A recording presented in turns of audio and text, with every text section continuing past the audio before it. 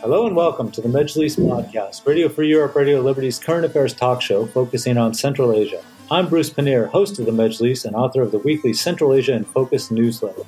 Jahongir Ortikhojaev, the powerful mayor of Uzbekistan's capital Tashkent, was suddenly fired on January 16th. Artikhojaev is close to Uzbek President Shavkat Mirziyoev and so was viewed as untouchable, even though controversy surrounded Artikhojaev during the time he was Tashkent's mayor. But Artikhojaev was not dismissed for any scandals. He was officially sacked because when cold weather hit Central Asia earlier this month, Tashkent was unprepared, and many of the Uzbek capital's residents were left in the cold and dark. But was that the real reason for firing Artikhojaev? And will he stay out of Uzbek politics from now on? To discuss this, I am joined by Dilmira Matyakubowa, a Ph.D. researcher in criminology and co-director of UzInvestigations, and Navbahor Imamova, veteran correspondent for the Uzbek Service at Voice of America. Do you still do America Abazi? Yes, I do. Yes, I host that weekly show. Okay, yes. Good. That's what I wanted to get in. So, Navbahor has a weekly show, and then wanted to make sure everybody knew that. And Navbahor, actually, I'm going to start with you with this because can you give us, you've met Artikhojaev on occasions, can you kind of give me some background on the person? How does a businessman end up being the mayor of Tashkent? When that happened in 2018, it was a huge surprise because, Tashkent had always had seasoned bureaucrats, seasoned government public servants running Tashkent. It is the capital of Uzbekistan, but you're talking about a very centralized system. So you want to have someone incredibly loyal governing here. And when I say governing, I really mean performing excellently for your president and, engaged in endless assignments that comes all the way from the president's office. And pretty much every mayor of Tashkent up until Artikhojaev was sacked, and at some point they had faced criminal investigations.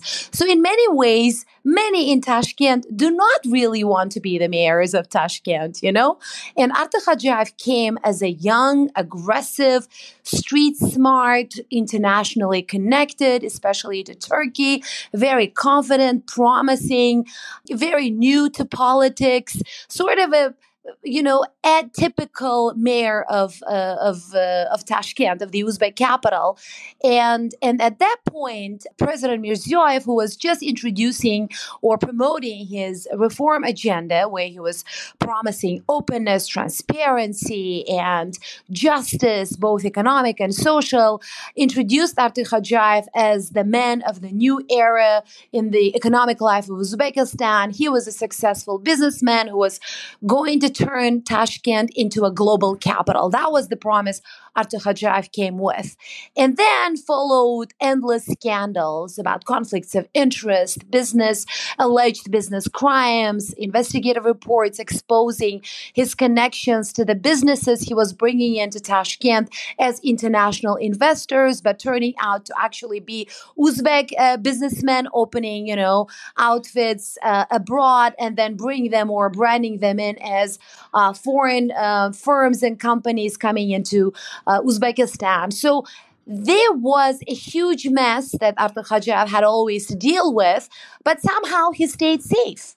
And then you have this unprecedented energy crisis in Uzbekistan this year, and he was quite unlikely to be sacked, but he was a few days ago. And so far, Bruce, I have to tell you, we are not feeling that dramatic storm that many imagine abroad, with Artikhojaev's exit. He is still in Tashkent, as far as I believe. And, to put it simply, that verdict about him isn't in yet. I believe that President Mirziyoev has not made that decision about his future, Artikhojaev's future. You still have a very successful businessman whose business empire has been at the service of, President Mirziyoyev's administration for the last, nearly 5 years. And those businesses are quite intact. I have been able to talk to some of the representatives of his electronics manufacturer and other parts of his empire. And they're not necessarily feeling any storm yet, if they're obviously telling the truth. But so far, we don't really know what will happen to Artikhojaev. Will he stay around? Will he, come back in some other capacity? We don't know, but there isn't that drama that many are imagining around Tashkent that involving, Artikhojaev. Okay, thank you very much. And we've been joined by Sirojiddin Tolibov, the managing editor of RFERL's Tajik service, known locally as Ozodi, but a person who has been closely following events in Uzbekistan for many years. And Sirojiddin, if I can get to you, what else can you fill in a little bit more background for us about Artikhojaev? I mean, Navbahor has kind of given us his history as a businessman. What is his relationship with President Mirziyoyev? He was a quite well-known businessman already in 1990s when he set up the first building company called Akfa. He had very good relationship with a businessman in Turkey. He frequently traveled, but from the beginning of 2005 and 6, he started facing difficulties, and he was under pressure by the Uzbek authorities during the Karimov regime, and then even they wanted to imprison him. So they were planning to open a criminal case. He had contacts, of course, within the National Security Service officers, and he left Uzbekistan and stayed for a while in Turkey. His in-law, Mirziyoyev, became president's advisor, state advisor on the youth affairs and sport. So with the support of his in-law, Artikhojaev, of course, managed to become the mayor of Tashkent. On August 26th last year, Abdulwahidov, in-law of Jahongir Ortikhojaev, advisor to the president, was dismissed from his post 1 week after the dismissal of the head of the presidential administration. And then down from that moment, Artikhojaev started facing small problems. He belongs to quite, elite of businessmen of Uzbekistan. He's a billionaire and he doesn't hide it. He has very close contacts with the Prime Minister of Uzbekistan, Abdullah Aripov. And this also, his dismissal means that, it is the beginning of downfall of Aripov and his clan. Thank you, Sirojiddin. And I want to mention that anyone should feel free to expand on other people's comments. Dilmira, I want to get to you because, of course, since he's been mayor, there have been some questions. Certainly, there was the incident a couple of years ago where he was talking to the journalists and he allegedly made some threats during that. There's been questions about tenders that they've held in Tashkent for construction. Can you fill in some of the history of his scandals since he's been mayor of Tashkent? Sure, yeah, thank you, Bruce. Yeah, I think there were some interesting insights already, I think, regarding his connections in the political arena with Aripov and so on. Well, yes, Jahongir Ortikhojaev, he, as a mayor, as a public figure, emerged really in 2017, when Mirziyoyev came to power, and he was not experienced in politics. He had no experience whatsoever. He's a businessman. He had been so before he became a mayor, was selected by the president as a mayor, simply because he was working as the head of the Tashkent City Directorate, which was responsible for attracting investment and foreign investors to the country, particularly to the Tashkent City project. So, and then 8 months after the trial, as an acting mayor, he became a mayor in 2018, February, I think, if I'm not mistaken. So he became a mayor. He's someone basically who used this public post position to enrich his private interests. He already came with a bag full of private commercial interests to the politics, right? And then he's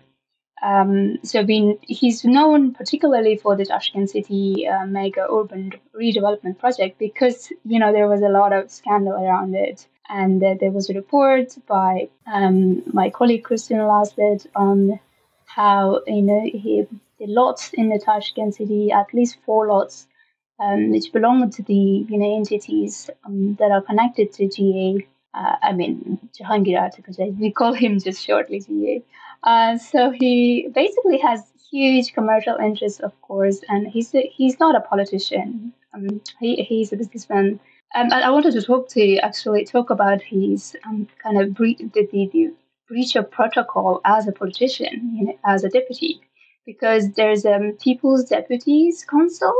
He's a member of it, and he's a deputy simply because he's a deputy and a senator of Oli Majlis. He's immune now, from prosecution, investigation, or arrest. So there was an article yesterday on Gazeta Uz that said that Jahongir Ortikhojaev retains his immunity as a deputy of Tashkent. Deputy of Tashkent City Council, People's Deputies, Kengash, basically, and the Senate as a senator. So we won't be expecting any investigation or arrest into his, private interests and breach of the public position, basically abuse of power. Also, as a deputy, according to law on the status of deputies and senators, he was not allowed to have, to be engaged in any type of activity that is paid, meaning that is commercial, that brings any other income, and there is already a breach of protocol, of the public law, this as a deputy and a senator. So that he's basically, there is numerous violations, if we have time today, to talk about his both public and the private interests and any activities, But I don't know if that answers your question. That's helpful. Like I said, I want to try to get a full picture of this person and what he's all about. Let me ask Navbahor. Navbahor, you not only are you in Tashkent now, but you've been visiting there for many years.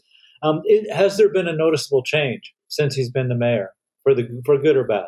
Well, Tashkent has been changing. There is no doubt about that. To what extent we should give him credit is a different story. Is it as global as, let's say, is it as of a megapolis that Artikhojaev promised? Probably not. I mean, if I were to compare the cities of Uzbekistan, I would argue that Tashkent is far behind in terms of offering services, for example, just public services, public transportation. Of course, it enjoys some extra benefits as a capital, but in general, I think Tashkenters would disagree with me if I told them that Tashkent is cleaner today, or Tashkent is more transparent today, or there is more business in the capital because of Artikhojaev. Of course, the city has been getting some investment. The city has been developing, but many would argue that it's the continuation of the efforts that the central government has been making. And in his own right, Artikhojaev has many times said that he actually thanks President Mirziyoev for all the development that Tashkent has seen over the years. So I think I wouldn't say that the capital of Tashkent is dramatically different or dramatically better because of Artikhojaev. Whatever changes we have seen have been quite organic, just the rest of the country. And there are a lot of problems in this city, especially now with the ongoing energy shortage. And I think when President Mirziyoev came out saying this week that Artikhojaev had failed as the mayor of the capital to deliver basic services, and in addition to that, he was also lying in his reporting to the central government, many Tashkenters cheered. I saw that in person, but at the same time, they were questioning the central government's position. Because as you know, the mayors, as well as the governors of, in Uzbekistan are tied to the central government. They take the cue, the orders, the assignments from President Mirziyoev and the rest of the government, from the prime minister. So it's not like Mirziyoev was in charge of the energy supply of the city and, somehow things were not going well there. And I think people have been quite fair in judging his dismissal. I've obviously been discussing this with many people, and what you hear is quite a split view where people argue that maybe Artikhojaev was fired unfairly because it's not really, the mayor's role to tackle energy crisis, that the energy supply system is very central, very old, very bureaucratic, very corrupt, and it doesn't necessarily, connect it to him only. On the other hand, people also argue here that somebody needed to be held responsible, and he was the most visible figure, probably representing a lot of alleged corruption, representing all the ills that people, associate with the government, and somebody needs to go. So Artikhojaev has somehow been victimized. Those are the very dominant views here, in this city right now. But I have to get back to something that you asked me earlier, Bruce. You asked me about his personality. In my conversations with Artikhojaev, and these were more like on-background conversations that I have held with him, several times, he has always been incredibly defensive of himself, of his business, of his, political activity. He's never been shy saying that I'm not a politician. I was brought in here to be a different kind of a mayor. I'm a very business-minded person. I'm street smart. I'm not your typical politician. Don't expect political maneuvering from me. And he obviously always denied anything that was being claimed by both domestic and international media. In fact, my first conversation I held with him in the summer of 2018, the conversation started with him blaming international media outlets for spreading lies about him, spreading, as what he said, lies about his business. And I said, actually, you're not getting enough coverage. Nobody is really focused on you internationally. And whatever has been reported so far is quite little. And maybe actually international media outlets should focus more on you now that, you are coming out with all these promises. So we had that argument about me saying that, he wasn't getting enough attention, or his policies or his promises needed to be tackled deeper, whereas he was arguing that somehow the international media was obsessed with him. And he had this ongoing battle with journalists and bloggers, and there were a lot of corrupt practices observed along the way. He retained several bloggers, for example, in Tashkent, who would do his PR work.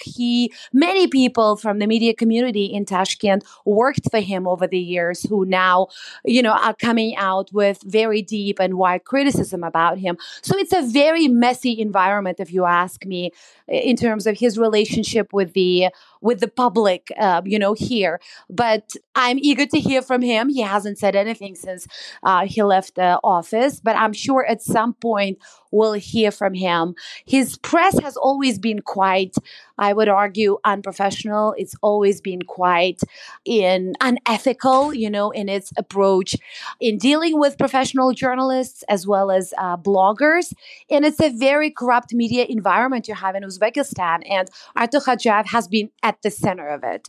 And I think the coverage of his dismissal reflects that as well. You have a very bipolar black and white picture of what's really happening.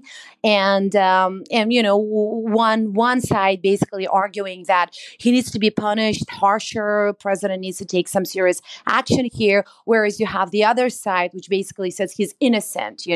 He spent billions of soms, let's say millions of hundreds of millions of dollars to develop Tashkent, and we're not appreciating it. So it's a very polarizing environment in terms of discussing Artikhojaev's case. Great, thank you. And you've opened up a lot of cans that I want to get into here in just a second. But we've reached a halfway point in our discussion. So it's time for me to remind that this is the Majlis podcast, Radio Free Europe, Radio Liberty's current affairs talk show focusing on Central Asia.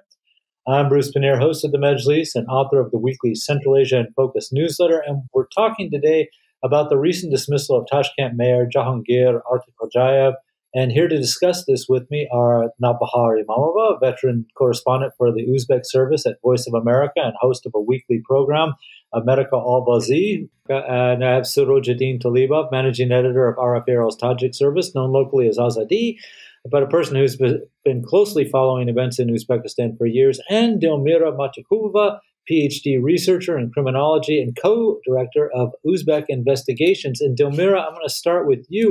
We were just listening to Navbahor describe his image in Tashkent. I believe you're from Tashkent.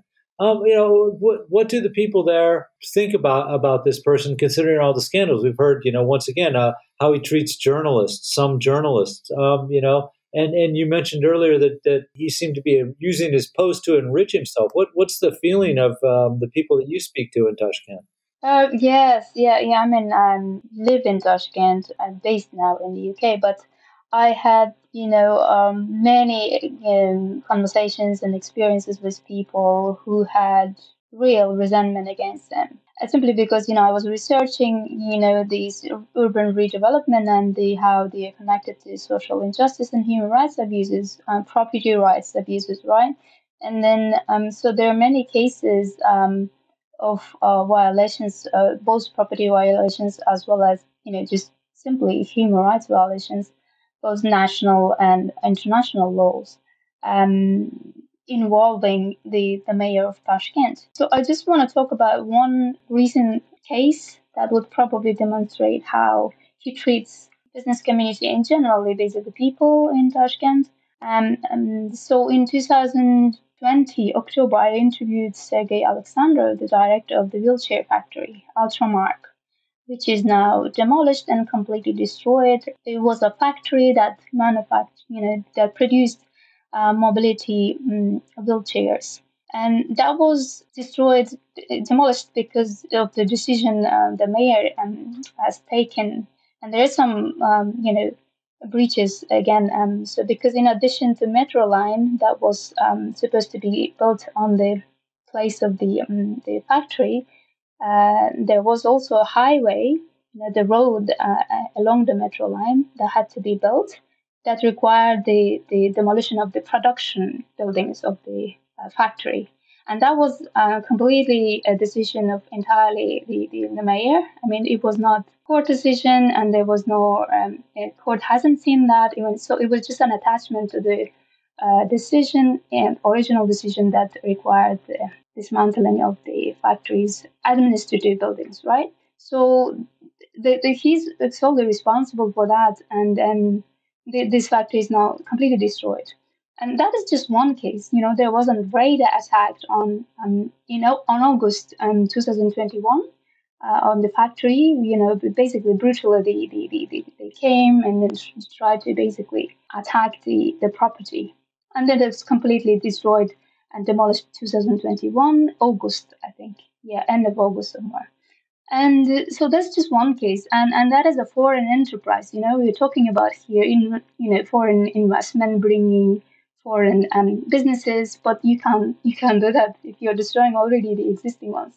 And that says a lot about the image of Jahongir Ortikhojaev as a mayor, who was selected by a president who welcomes entrepreneurial business-minded people as a politician. And so that's proved actually in practice. We see that's proved. It is very detrimental to the public. What was the question about the bloggers? Oh yeah, how he treats bloggers. Yeah, so there was a case about this short video, the film, sarcastic, this comic film that was made by an artist, which was taken down from YouTube, and then the artist had to apologize because Artikhojaev saw it.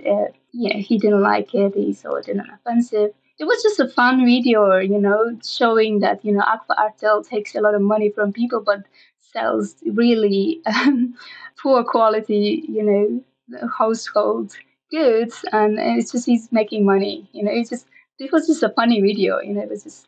And generally, he treats really badly. He treated very badly the bloggers. He once even said, we have a record, that he can turn anybody into gay, put them in taxi and, turn them in the game means like, somebody's reputation would be ruined, sort of. He had made so many, threats, and there's a record of it. Of course, he denies, but we have audio records of it.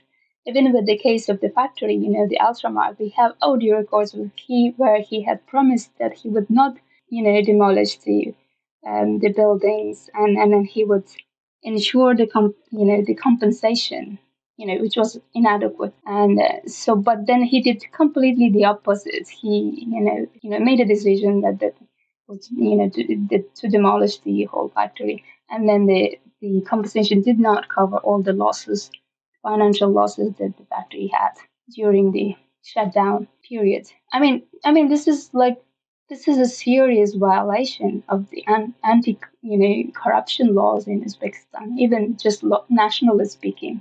He's someone as a politically exposed person, who has this enormous authority to, issue laws, to, in the decision making. He's a big role, and he's also a senator, he's a deputy, and now he retains that position because of the law. I don't know, that's completely unacceptable, considering that he has already, corruption, track record of corruption, and plus he's not a very pleasant person, and as a politician, Tashkent, basically, people, personally, I myself, and I met so many people during the meeting with him, to save that park in the central Tashkent in 2021.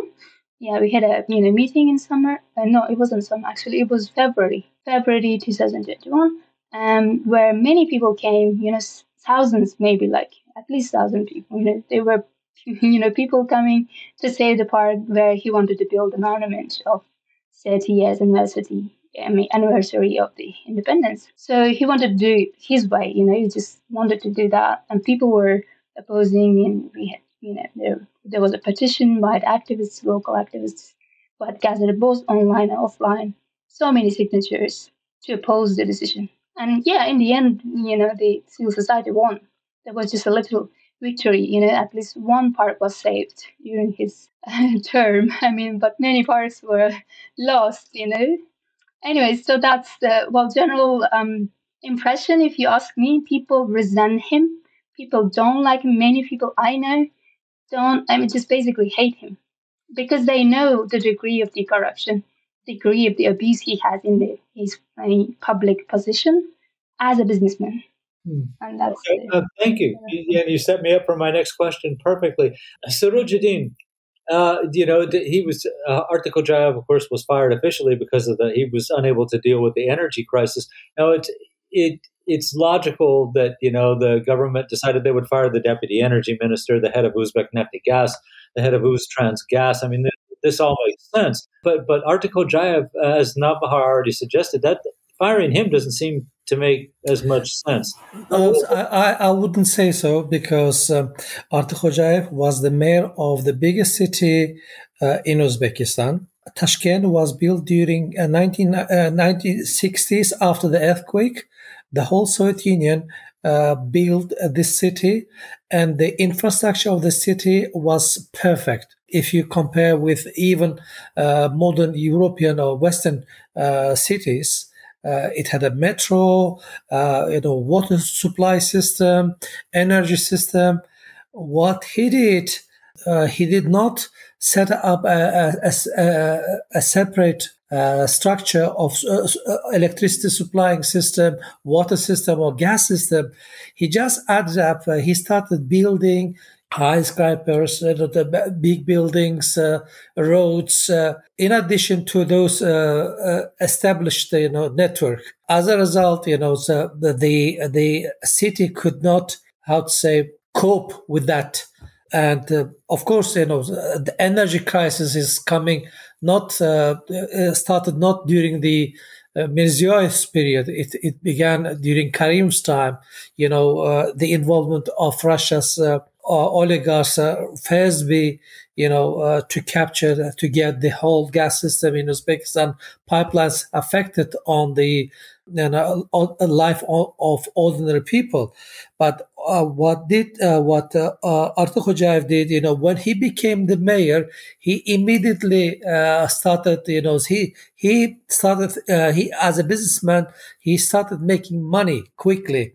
So when oligarchy came into existence, he was the first representative who was outside these, system which existed for many years. He was a businessman, and with him, oligarchy came to power, let's say so.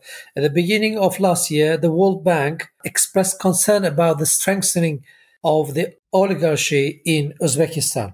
And the oligarchy is not only Jahongir Ortikhojaev himself. So these are high-ranking officials. First of all, Prime Minister Abdullah Aripov, who was, supporting from the beginning the person who, asked Mirziyoyev personally to appoint Jahongir Ortikhojaev, according to my sources. And individual generals in the leadership of, power systems like, SMB, Interior Ministry, who are connected with Artikhojaev through the tender transactions, large projects in the capital. So money laundering played a key role. And we know that he got a lot of investment, direct investment from the state-sponsored, projects. And he had a lot of small companies which were subcontractors of the bigger projects. So he himself organized tenders, and his own companies won those tenders. He ordered, he paid, and he took the money himself. In the end, he won, of course. As a result, Tashkent is one of the polluted cities in the world. Thousands of trees are cut, and people are, overcrowded. The city is overcrowded. Rather than, making bigger, developing the suburbs of Tashkent, Artikhojaev used, the most expensive areas of Tashkent for rebuilding, for high buildings, and as a result, the prices, market prices gone up, rocketed, I would say. Property market, corruption increased, and he took all his, including his drivers, bodyguards, his own friends into mayor's office. For example, his driver was, the main supplier of all, the materials to the city. His friends became the deputies of Tashkent Assembly, People's Assembly, which plays a key role in, in deciding whether to construct on big projects. And all of them, used to work for him. So he made a small government within the government. He set up a small Uzbekistan in Tashkent, which run by himself directly. That was the problem. And of course, there are various groups in Uzbekistan, powerful groups with a lot of money who were not happy with his decisions, actions, and with a new administration, when a new administration led by Sardar came to power, they started, reshuffle in the government. Of course, one of the main targets was Artikhojaev, and as a result, he failed. And I think that this is not the end. The next step will be, Prime Minister Abdullah Aripov, who benefited a lot, according to my sources, from the years of mayorship of Artikhojaev.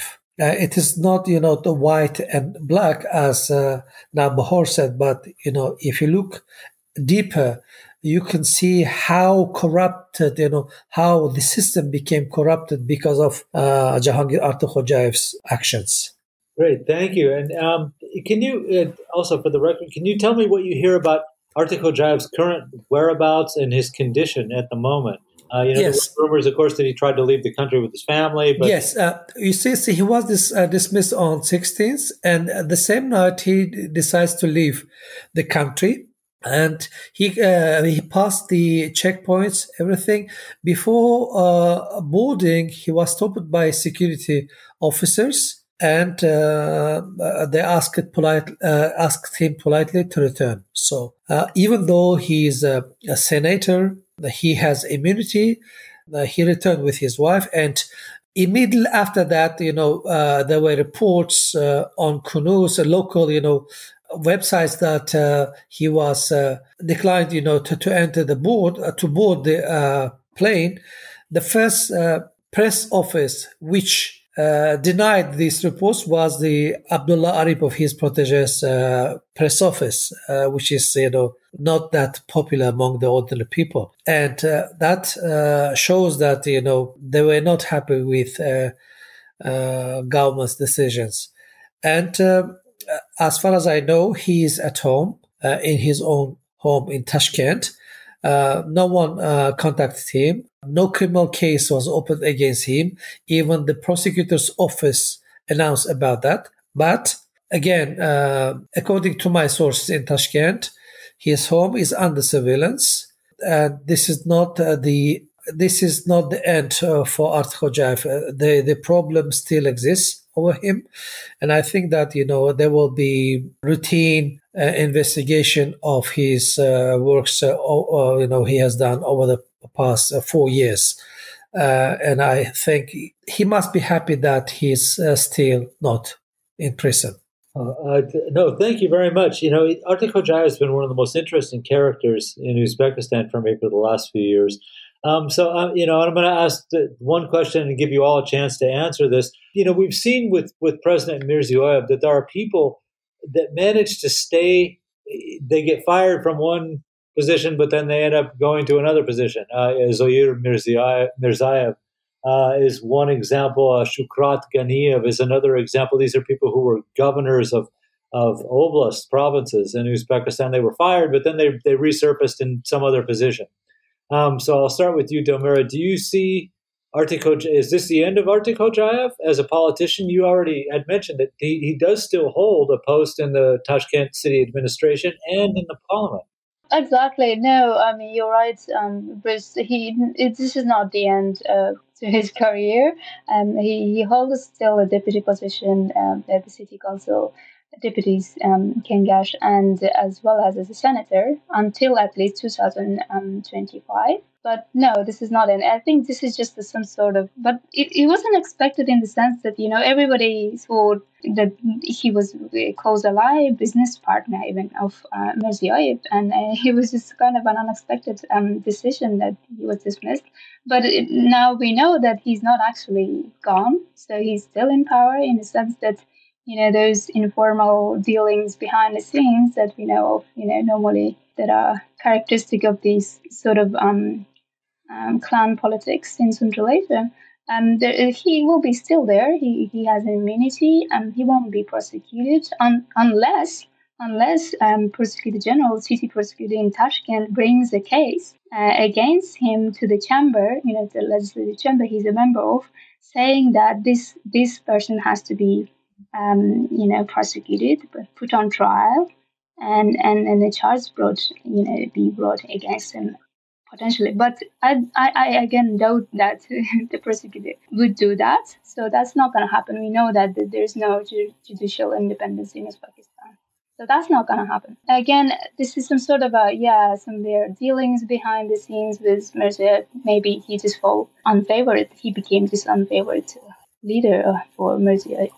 But he has, I just earlier missed, I wanted to talk about, his share, big share, economic interest in the major urban project, Tashkent City, because that's how he emerged as a mayor, in 2017, 18, when the project started. So there's his involvement is basically in this project is that he has this Aqua Dream World as an investor who's involved in the $1.3 billion project Tashkent City, and Discover Invest as a contractor was, found out that they were the contractors investors of 4 of the 8 lots of the Tashkent city, as well as, they have, without a tender, without no open tender, they got a national, Navbahor National Park, a deal, basically. So these are just the examples, but there are many other, like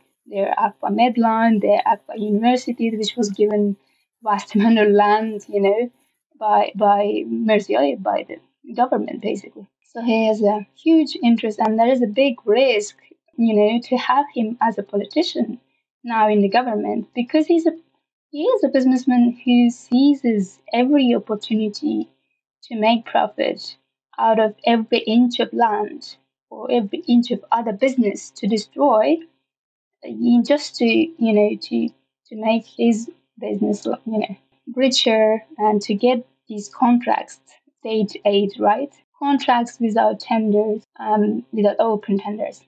He gets all that.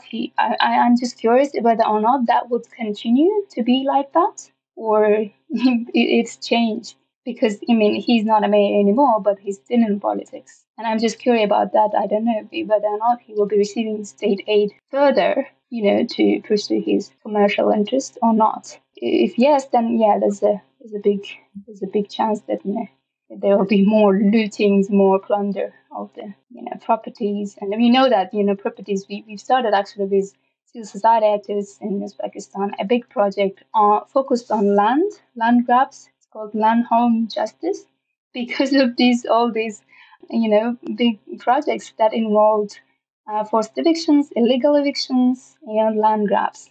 And in most of them are, Jahongir Ortikhojaev, his companies are involved. Magic City is basically by J United. He is a contractor which belongs to the mayor again. Former mayor, should we say now? So yeah, Tashkent City also involves like serious violations of property rights, because the residents who lived in Okshi and Omazor mahallas, the traditional settings, they were strong-armed of their homes within 10 days. Some said, I interviewed those people. I conducted the fieldwork research in 2018 when these neighborhoods were demolished for the Tashkent City project. And they were thousands of families who were evicted from the area against the law that required at least 6 months of notice of demolition by the authorities, which was not followed. That law completely was ignored, and some, residents who I interviewed, they said even they were given just 10 days. They didn't, some didn't like even the properties, the replacements they were offered. So this is a serious violation. There's another violation, which means Tashkent City Decree, which was passed by Cabinet of Ministers at the time in 2017, that contradicts, that deadline that sets for Tashkent City project, that contradicts the law on the property rights, which means that sets deadlines that are like 1 month. It says within 1 month, those properties in the area should be demolished for Tashkent City, whereas the law on the property and compensation, at the time, it said 6 months notice, at least 6 months notice. So we're seeing serious violations of national law here, as well as, not to mention, international law. So as well as, these anti-money laundering laws. So I don't know why he's still immune from these prosecutions. Well, to my mind, he should be the one, who's prosecuted, trialed, put on trial, hold to account for all these breaches. Okay, thank you, Dilmira. Dilmira laid out all the certainly the problems and scandals, or most of them, a lot of them that are associated with Artikhojaev. But really, that stuff isn't such public knowledge. It's certainly not like making people hold stones and stand in the field or stand in the canals. And those people were not rehabilitated. They just kind of moved across. They faded out of public attention for a while, and then Ganiyev and Mirziyoyev, reemerged in a different position. How do you see Artikhojaev's? Is this the end of him as a politician, but he's too important as a businessman to let go? Let me answer to the previous question then, as you asked all of us. So it is only a matter of time before Artikhojaev is deprived of his, immunity as a senator and a member of, Tashkent City Council. However, it will take time to persecute him for illegal decisions that he took. He took billions of dollars from Uzbek banks, from international financial institutions through the mediation and the guarantees of government, Arif's government, and state funds embezzled through the fake tenders. Not only time, of course, but also we need a political will by president himself. At present, there is a serious resistance to this manifestation of a political will. So comments on social media, for example, supporting him, saying that, Jahongir was a good person, so he should not be persecuted. These are one reflection of this, opposition, resistance. And the decisions to be made in the coming days or weeks, and the fate of Artikhojaev will demonstrate the presence or absence of such political will, whether Mirziyoyev has it or not. But all will depend on the decision of one person and persistence of those who circle him now. Young, ambitious, relatively new politicians like, Sardor, the head of the presidential apparatus, and of course his deputy, Kamil Alamjonov. So we'll see. But the internal conflict still continue.